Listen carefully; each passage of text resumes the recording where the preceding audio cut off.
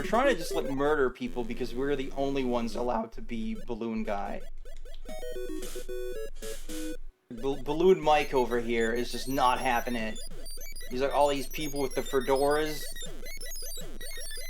eye holes in them. I'm not having it. The skies belong to me alone. He wants these people dead too, because, like, you know, if you don't, like, getting them out of the sky isn't enough. Like, it plays like a, you know, like a worrying jingle if you do not proceed to then murder them outright. He wants to make an example of these people. Balloon Mike, man. Don't fuck with Balloon Mike. What am I doing here?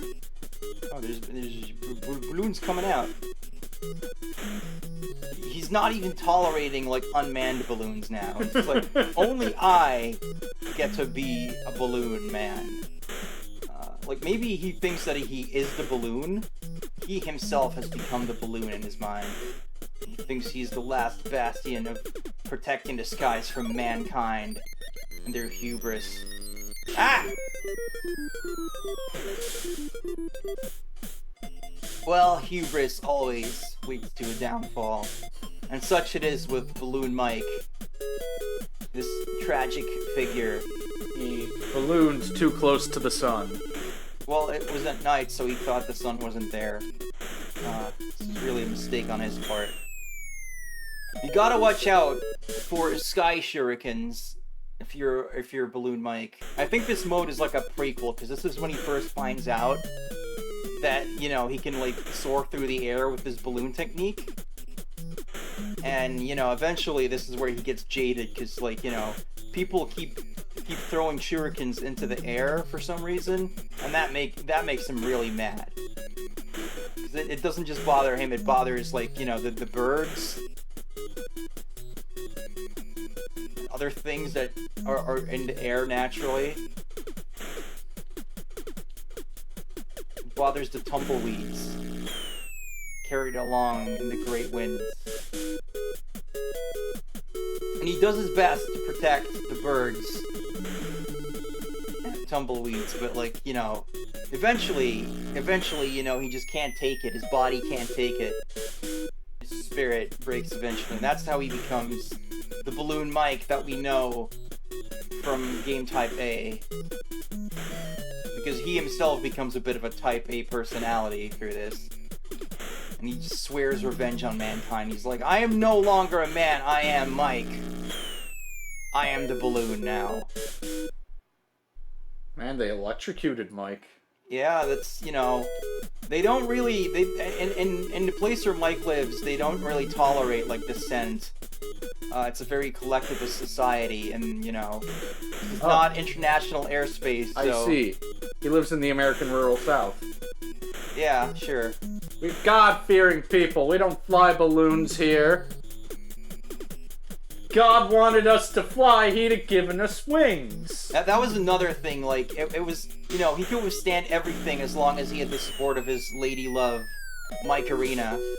But, like, you know, her father was, like, a really strict guy. He was like, you can't marry this balloon maniac. He was a helium baron. He was a helium baron? Yes. You see, I knew you would know about this as a history major, a U.S. history major. Yeah, the famed U.S. helium barons. Yeah, you know. Scourges of kids' birthday parties everywhere. Yeah, I really, like, fucked things up in the far-off year of I remember reading about. 1784. I remember reading about the balloon pet making clowns launching rebellion. Yeah, that was, like, the one time that, like, everyone kind of, like, supported clowns, but they couldn't do it out loud for fear of, you know, persecution. Yeah. It's really kind of, like, messed up that, like, you know, the reputation of clowns was really ruined because, you know, the creepy clowns that everyone knows, they were paid off by the helium barons to, like, you know, make everyone think, like, oh, you know, these clowns, we can't trust them. Mm-hmm. Yeah, absolutely. Really, just, you know, history always repeats itself with that kind of shit. It's a psyop. The first psyop in history. That's why they spent so much money to make sure the Joker was Batman's greatest villain, so you would no longer trust clowns. Yeah. And then, you know, people thought that the Joker was cool, so they kept, like, making him worse. Mm-hmm. but you know, they didn't understand that a lot of people themselves had the potential to become like evil, creepy clowns. So they really just like, you know, unveiled like a layer of darkness on humanity that even they didn't anticipate. Yeah, I too remember the rise of incels. It's a Balloon Mike, right? Is that plot line ended? Hey, you're getting pretty far. Well, he was sort of like, you know, involuntarily celibate because he wasn't allowed to like have his lady love. Sometimes Mike was able to just, you know, Die. that, but like, you know, that happens to all great men in the history of humanity. The great man's theory. Happens to most people, really. The real great man's theory is that eventually they die.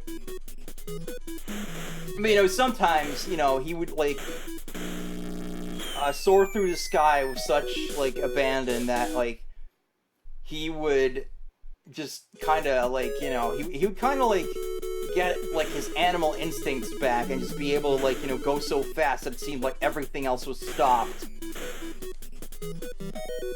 What the fuck? The fish was one of Balloon Mike's greatest nemeses. The fish were jealous because they wished that they could fly.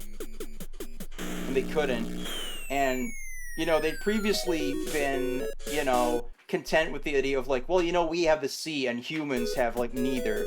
And then Balloon Mike proved them wrong, and that really pissed them off. That really pissed the fish off. And they actually like were like, you know, maybe we can team up with the Helium Barons, but you know, the Helium Barons just ate him, so it didn't work out. It didn't work out. Mm-hmm. The fish, their strings were being pulled by the real mastermind, Lakitu. No. Can't be that old, right? Is there just a whole line of Lakitus? Yep. Were they all like delusional? Yep. Harassing random women on the internet? Saying Yep. they want grandkids? Yep. Fucking fish. See? He's there. He's working for Lakitu. Lakitu has fish. Is this how the fish police was formed? This was. Oh my god, it's all coming together. We'll always remember Balloon Mike for his sacrifices. We will carry on the anti-Lakitu fight. Speaking of unsung heroes, we have Stanley the Bugman coming at you to spray insecticide up Donkey Kong's ass.